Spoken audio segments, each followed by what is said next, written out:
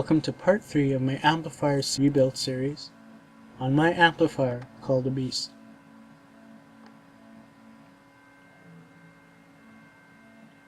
Now the following clips are pretty noisy as the router is running less than 20 feet away from me, so I decided to do my first voiceover. I didn't feel like talking above the router. Here you can see the imported PCB image, and you can see me moving this above the x-axis. Now the program I'm using is a program called MasterCam. This program's responsibility is for making the toolpaths and the G-code for the mill to read and acknowledge.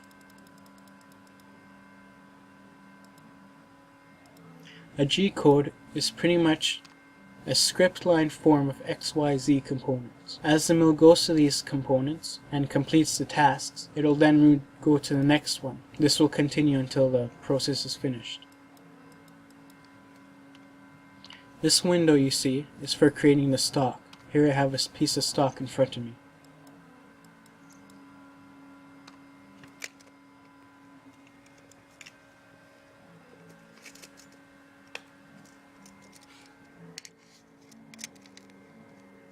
"5 inches by 10.5 inches by 1/4 of an inch. Now the stock I created is 1/2 an inch bigger than the actual PCB file. This is important as the mill cuts it. If the mill were to go off the PCB and back on the PCB, it might leave a tear out. If a trace ran there, it might rip out that trace. Now one thing with this program is when you import an image in, it's crucial that you rescale it to the rear size you want. Because on this particular board, I have an IC and I have 3 relays. Now the thing is with the transistor is that you could just bend the legs and you could get it in. With an IC and with the relays with 1/4 of an inch legs, you can't necessarily do that. So it's crucial that you get the pin pitch of all these things correct.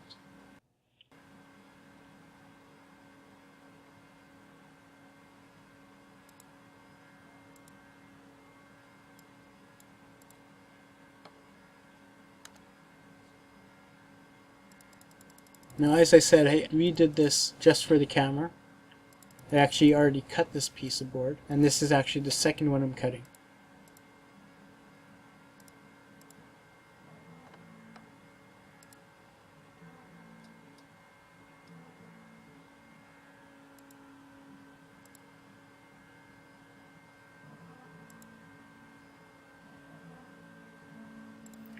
Right now I'm selecting the tool paths, or the tooling, for the first drill bit.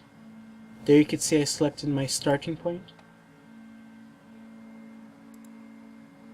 And right now I'll be selecting the 1/16 flat mill.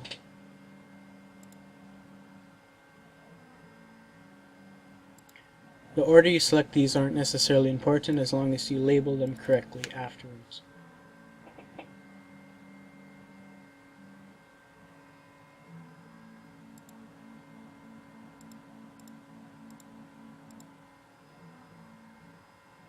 This bit is responsible for taking off the big stock off of the PCB.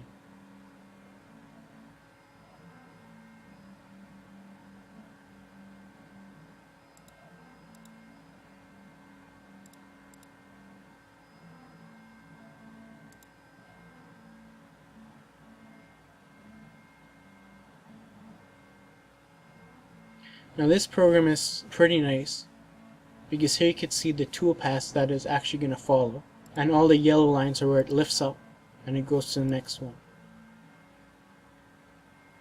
You also have a really good simulator in this. So this is a simulator for the 1/16 drill bit, or 1/16 mill bit, sorry.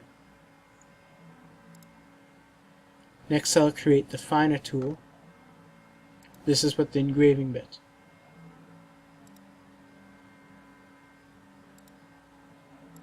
So as I said, I previously set this up. Usually I would have to change some settings in this, but everything was right. I was just checking it once again. Now this is an interesting thing, remachining. What remachining does is, as the 1/16 bit cuts, it may not cut right up to the PCB. So remachining just goes over the whole traces and just make sure that everything is cut correctly.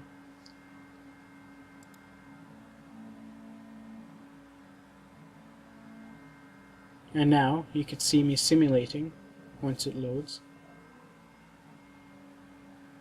There you go. Now you can see the simulated toolpath for the engraving bit. You could also see it simulated here. Now a nice thing with this program is you could literally zoom right into the thing and you could see how it cuts.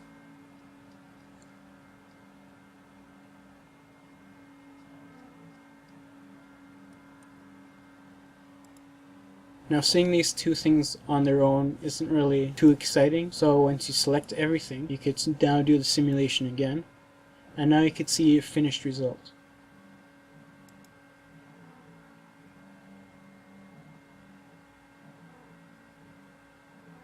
And there you go.